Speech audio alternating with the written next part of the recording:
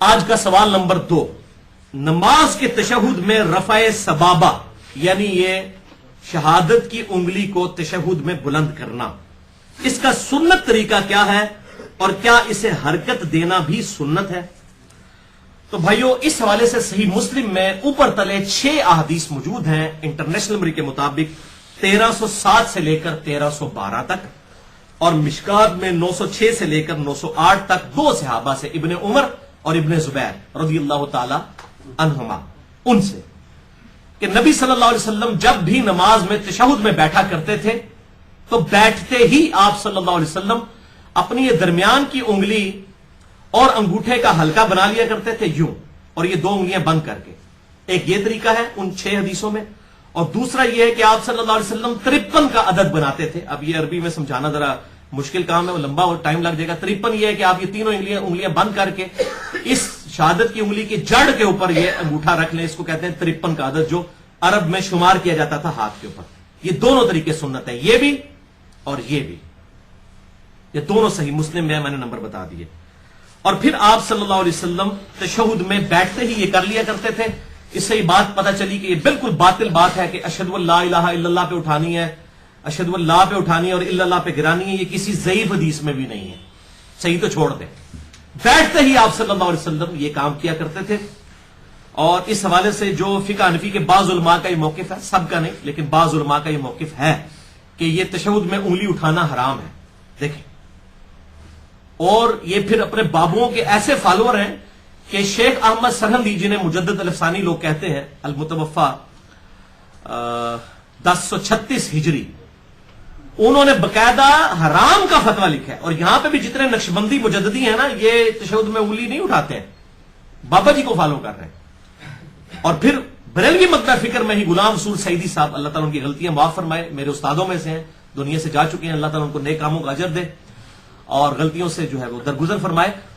انہوں نے باقاعدہ پھر تقریباً 40 صفحوں پر مجدد الافسانی المعروف شیخ احمد سرہندی کا رد لکھا ہے شرح صحیح مسلم میں کہ ان کا عقیدہ بالکل باطل ہے۔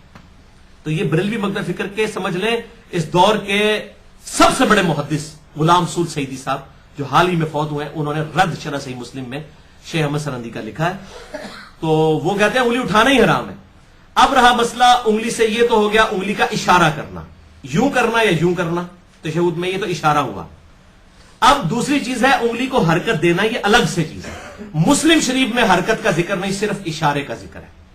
تو اس میں یہ بات امپلائڈ ہے کہ ابن زبیر اور ابن عمر رضی اللہ تعالی عنہما نے آپ صلی اللہ علیہ وسلم کو تشہد میں اس وقت آبزرو کیا ہے کہ آپ نے صرف انگلی سے اشارہ کیا ہوا تھا، ہلا نہیں رہے تھے، یہی مطلب نکلا، ورنہ وہ کہتے کہ ہلا بھی رہے تھے۔ اس کا مطلب ہے تشہد میں کچھ ایسا پیریڈ بھی ہے جس میں آپ نے نہیں ہلانی اور کچھ دیر کے بعد ہلانی ہے، یہ صحیح مسلم میں امپلائڈ ہو گیا۔ اور وہ وقت کیا ہے؟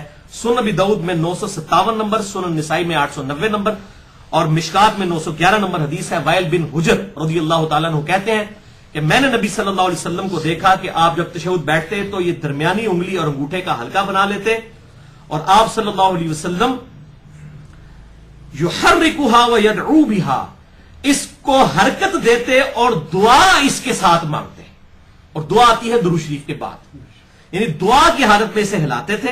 اسی لیے وہ مسلم شریف میں ابن زبیر اور ابن عمر سے یہ نہیں آیا کہ وہ ہلا رہے تھے، اس وقت صرف اشارہ ہے، دعا میں اسے ہلانا ہے۔ لہٰذا شیخ زبیر لذیذ صاحب کا موقف بالکل ٹھیک ہے، جو انہوں نے میرے ساتھ انٹرویو دیا تھا جو 17 جون 2009 کو 100 کوسچنز ود شیخ زبیر لذیذ، تقریباً 50,000 سے زیادہ لوگ دیکھ چکے ہیں، میرے ساتھ 1 to 1 ان کا انٹرویو تھا، اس میں بھی انہوں نے کہا کہ صرف دعاؤں میں اسے ہلانا ہے۔ اور بعض جو علماء عرب ہیں اور یہاں پر بھی کچھ کٹر قسم کے سلفی جو ہیں، سب نہیں کچھ لوگ، ان کا یہ موقف باطل ہے کہ پورے تشہد میں اسے ہلانا نہیں، صرف دعاؤں میں۔ اب دعاؤں میں امپلائڈ یہ ہے کہ پھر پہلے تشہد میں نہیں ہلائیں گے، اس میں بھی آپ دعائیں پڑھ سکتے ہیں، آپ صلی اللہ علیہ وسلم ثابت ہے، دعا تک پہنچے تو ضرور کریں، وہ میں حوالہ بھی دے دیتا ہوں۔ آخری تشہد میں تو دعاؤں کے اندر اسے ہلانا ہے۔ اور اس حوالے سے شیخ زبیر صاحب نے توضیح الاحکام پہ بھی صفحہ نمبر 386 پہ یہ بات لکھ دی کہ صرف دعاؤں میں ہلانا ہے۔ آج سے 4 مہینے پہلے مجھے انڈیا سے ایک ای میل آئی جی، اب وہ ایک بڑے مشہور مولوی صاحب ہے، میں ان کا نام نہیں لیتا، انڈیا کے ہیں، وہ پھر بالکل پرسنل بات ہو جائے گی، اکثر باتیں بے حوالہ کرتے ہیں، بلکہ میں نے تو مطلب ڈاکٹر ذاکر نائک کے علاوہ تو میں نے کسی کو نہیں دیکھا کہ وہ حوالے دیتا ہو یا میں حوالے دے رہا ہوتا ہوں، باقی تو سارے جو منہ میں آتا ہے وہ بول رہے ہوتے ہیں بغیر حوالوں کے۔ تو اس نے بھی بات کر دی کہ نہیں جی نہیں، ہم تو اس لیے یہ جو الفاظ ہیں یحرکھا ویدعو بہا، تو پورا تشہد ہی دعا ہے، تو اس لیے ہم پورے تو دروشی بھی دعا ہے. آن دا فیس آف آرگومنٹ بات بالکل ٹھیک ہے کہ دروشی بھی دعا ہے. تو میں نے اس بھائی کو جس نے ای میل بھیجی، میں نے کہا بات یہ کہ بھائی قیام جو ہے سورۃ الفاتحہ قرات نہیں ہے کیا؟ ہے، لیکن جب ہم قیام کی بات کرتے ہیں ہم کہتے ہیں قیام تین چیزوں کا مجموعہ ہے، ثنا کا جسے ہم دعائے استفتاح کہتے ہیں، سورۃ الفاتحہ اور پھر قرات. حالانکہ فاتحہ بھی قرات ہے لیکن ہم تین حصوں میں ڈیوائڈ کرتے ہیں. اسی طریقے سے تشہد جو ہے یہ تین حصوں کا مجموعہ ہے، اللہ کی حمد، درود شریف اور دعا. وہ کہتا ہے جی دلیل پیش کریں. میں نے کہا دلیل میں پیش کر دیتا ہوں، پھر دیکھتے ہیں آپ مانتے ہیں کہ نہیں مانتے. پھر وہی ہوا کہ آج 4 مہینے گزر کے ماننے سے انکار کر دیا. تو منکرین حدیث صرف بریلوی دیوبندیوں نہیں، اہل حدیث میں بھی موجود ہیں. اپنے بزرگ بابوں کو چھوڑنا بڑا مشکل کام ہوتا ہے. تو انہوں نے پھر دوبارہ اتنی بھی توفیق نہیں کی کہ آپ نے حدیث پیش کر دی ہے تو میں رجوع کرتا ہوں، یا میرے جو مولوی صاحب رجوع کرتے ہیں یا میرے بابا جان جو ہیں وہ رجوع کر لیتے ہیں جن کا میں فالوور ہوں، نہیں کیا. اب میں آپ کو حوالہ دے دیتا ہوں، سنن نسائی میں 1720 اور 1721 نمبر حدیث ہے صحیح سند کے ساتھ. شیخ البانی، شیخ زبیل زئی رحمہ اللہ دونوں اسے صحیح کہتے ہیں. 9 وتر پڑھنے کا طریقہ 2 سلام، 1 سلام اور 2 تشہد کے ساتھ اما عائشہ نے روایت کیا رضی اللہ تعالیٰ عنہ. اس حدیث میں آتا ہے کہ نبی صلی اللہ علیہ وسلم جب 9 رکعت وتر 1 سلام کے ساتھ، مراد 1 دفعہ سلام، اگلے دن ایک ای میل آ گئی آپ 1 سلام کہہ رہے تو اسے مراد صرف دائیں طرف پھیرنا ہے. اس حالت تک بھی لوگوں کی ہونا حالت ہوتی ہے. تو میں تاں پہ کہنا ہے 1 سلام سے مراد یہ ہے کہ 2 دفعہ سلام نہیں پھیرنا، 1 دفعہ دونوں طرف سلام پھیرنا ہے. ہر طرح کی مخلوق ہے اللہ کی، مطلب ہم کریٹیسائز نہیں کر رہے، لیکن لوگوں کو سوچنے کا وہ چشمہ ڈفرنٹ ہوتے ہیں، ہر بندے کا انٹلیکچوئل لیول ایک نہیں ہوتا. تو 1 سلام اور 2 تشہد کے ساتھ 9 وتر، سنن نسائی 1720 اور 1721. اس میں الفاظ ہے کہ آپ صلی اللہ علیہ وسلم 8ویں رکعت میں تشہد میں بیٹھتے، پہلی 7 رکعتوں میں نہ بیٹھتے، 8ویں میں بیٹھتے اور اس کے بعد اللہ کی حمد بیان کرتے، پھر نبی صلی اللہ علیہ وسلم پر درود پڑھتے. یہ اگلے دن کسی بریلوی مولوی نے کہا جی نبی صلی اللہ علیہ وسلم تو درود شریف نہیں سن پڑھتے، انہوں نے اپنے آپ پڑھنا سی، یہ پائی موجود ہے سنن نسائی کے اندر. خود اپنے اوپر درود پڑھتے اور اس کے بعد اللہ سے دعائیں مانگتے اور پھر آپ صلی اللہ علیہ وسلم سلام پھیرے بغیر 9ویں رکعت میں کھڑے ہوتے، پھر 9ویں رکعت میں بیٹھ کے تشہد کے اور دعائیں پڑھنے کے بعد سلام پھیرتے. اس میں نے بتایا کہ دیکھ لو تینوں ڈویژن آ گئی ہیں، اللہ کی حمد، درود شریف اور دعا. اب میں نے کلیئر کر دیا، دلیل دے دی، اور کیا کریے، پٹھے لٹک جائیے، اور تو اس سے زیادہ کچھ نہیں کرتے. لیکن وہ پھر ماننے سے انکار کیا اور پھر اس نے رجوع نہیں کیا. پل یہ ہے کہ وہ شرمندہ ہو کے بھاگ ضرور گئے، اس کے بعد انہوں نے بات نہیں اس موضوع کے اوپر کی. حالانکہ کہنا چاہیے تھا، جتنے وہ تمکنت کے ساتھ گرجے تھے تو آپ پھر حق بات کو قبول بھی کرتے اور صحیح اہل حدیث ہونے کا ثبوت دیتے، غیر مقلد ہونے کا نہیں. پھر کہتے ہیں ہمیں گالیاں دیتا ہے غیر مقلد، تو بھائی میرے جو ہے حدیث کو نہیں مانتا پھر وہ غیر مقلد ہی کہلائے گا نا، بلکہ ہمیں تو منکرین حدیث کہنا چاہیے ایسے لوگوں کو. اور میں سب سے زیادہ محبت اہل سنت اور اہل تشیع کے تمام جتنے بھی گروہ ہیں، بریلوی، دیوبندی، اہل حدیث، حنفی، شافعی، مالکی، حنبلی، یا اثنا عشری ہوں اہل تشیع میں یا زیدیہ ہوں، سب سے زیادہ محبت اہل حدیث کے ساتھ کرتا ہوں، کیونکہ انہیں جب حدیث پتہ چلتی ہے وہ بات قبول کر لیتے ہیں. لیکن اگر وہ نہیں قبول کرتا پھر سب سے زیادہ غصہ بھی ان پہ ہوگا، اس لیے کہ بھئی آپ کا تو دعویٰ تھا، باقیوں کا تو دعویٰ بزرگ بابوں کا ہے، آپ تو بزرگ بابوں کے پجاری نہیں تھے، تو آپ بھی جب حدیث نہیں مانیں گے تو آپ پہ تو غصہ آئے گا. تو آپ لائک اسٹوڈنٹ کے اوپر ہی غصہ زیادہ ہوتا ہے نا ٹیچر کا. تو اب مانے کہ یار یہ بات حق ہے، نہیں قبول کی. تو اس حدیث سنن نسائی 1720 اور 21 کے اندر سلفیوں کے لیے بھی پھکی ہے، سارے سلفی نہیں جو کٹر قسم کے وہ والے ہیں، اور حنفیوں کے لیے یہ پھکی ہے کہ ان کے نزدیک وتر ہے واجب، اور واجب اور فرض نماز میں وہ کہتے ہیں کہ جیسے ہی آپ درود شریف پڑھ لینا اللہم صلی علی محمد تو سجدہ صاحب واجب ہو جاتا ہے.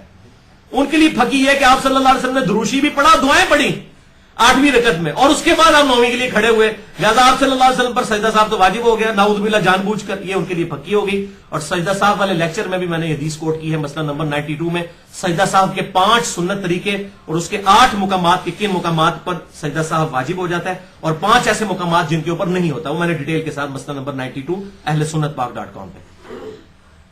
تو یہ حنفیوں کا رد ہو گیا. اور سلفیوں کا اس معاملے میں ہو گیا کہ وہ جو یہ کہتے تھے، شیخ زبیر صاحب کے اوپر تان کرتے تھے کہ جو وہ کہتے ہیں دعاؤں میں ہلانا چاہیے، تو میں نے الفاظ جو ہیں وہ بتائے، یحرکھا ویدعو بہا. اور یہاں سنن نسائی سے پتہ چل گیا کہ 3 چیزیں ہیں تشہد میں، حمد، درود شریف اور پھر دعا. یہ الحمدللہ اس حوالے سے موقف بالکل کلیئر ہو گیا.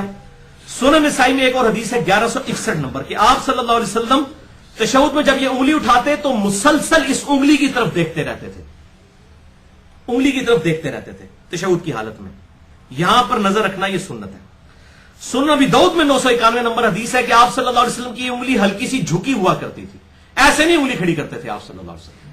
अच्छा, आप वो 53 का आदत बनाए, उसमें तो ऑटोमेटिकली झुक जाती है, इस तरह करने में ये ऐसे रहती है, इसको हल्का सा झुका के रखना है। सुनन अबी दाऊद 991 नंबर। और मुस्नद इमाम अहमद में जिल्द 2 सफा 119 पर इंटरनेशनल नंबर के मुताबिक 6000 नंबर हदीस है, और मिशकात में 917 नंबर है कि नबी सल्लल्लाहु अलैहि वसल्लम रफ़ाए सबाबा के बारे में फरमाते, यानी शहादत की उंगली को बुलंद करना, फरमाया करते कि यह उंगली शैतान पर लोहे से भी ज्यादा सख्त है। ये गवाही देना, इस उंगली के साथ गवाही देना लोहे से ज्यादा सख्त है शैतान के ऊपर, अल्हम्दुलिल्लाह। लिहाजा ये जो है इस सुन्नत से महरूम नहीं होना चाहिए। अब दो बातें और कि हनफी एक दलील पेश करते हैं सुनन अबी दाऊद से, इंटरनेशनल नंबर के मुताबिक 989 नंबर हदीस है, 989 एकम 90। उसमें अल्फाज है कि आप सल्लल्लाहु अलैहि वसल्लम उंगली तो उठाते थे लेकिन इसे हरकत नहीं देते थे, लेकिन वो रवायत मरदूद है, उसमें मोहम्मद बिन इजलान मुदल्लिस है और अन से रवायत कर रहे हैं और समा की तसरीह मौजूद नहीं है। और मुदल्लिस की अन वाली रवायत जो है, सिका मुदल्लिस की भी अन वाली रवायत बगैर समा की तसरीह के ज़ईफ होती है। यह सही मुस्लिम के मुकदमे में पेट्रोल है, लिहाजा वो बिल्कुल जाली रवायत है। और इसी तरीके से ये तो हनफियों के लिए हो गया तोहफा। सलफियों के लिए एक तोहफा है, खुसूसन उलमाए अरब के लिए। मुस्नद इमाम अहमद में इंटरनेशनल नंबर के मुताबिक जिल्द 4 सफा 317 पर 18878 नंबर हदीस वो पेश करते हैं कि आप सल्लल्लाहु अलैहि वसल्लम 2 सजदों के दरमियान जलसे की हालत में भी उंगली बुलंद करते थे, यूं। और यहां भी मैंने कुछ लोगों को देखा है, तो ये बिल्कुल जाली रवायत है। इसमें सुफियान सौरी मुदल्लिस हैं और अन से रवायत कर रहे हैं, और सुफियान सौरी नहीं तो अनुकूलना चाहिए, क्योंकि जामिया तिरमिजी में जो इब्ने मसूद की हदीस है 257 नंबर बगैर रफल यदैन वाली, वो ज़ईफ ही इब्ने मसूद की जो है वो इसकी सुफियान सौरी की तदलीस की वजह से। ये सेम हुक्म है इस रवायत के अंदर भी कि 2 सजदों के दरमियान जो है उंगली उठाना, ये बिल्कुल बातिल रवायत है, जाली रवायत है। बहरहाल जिसे डिटेल चाहिए हो तो मेरे 2 लेक्चर हैं, मसला नंबर 70A कंप्लीट नमाज मुहम्मदी सहीहुल इस्नाद हदीस की रोशनी में सल्लल्लाहु अलैहि वसल्लम, और मसला नंबर 70B रफुल यदैन से मुतल्लिक फिरका वाराना नजरियात का तहकीकी जायजा, और मसला नंबर 84 है फातिहा खल्फुल इमाम के ऊपर।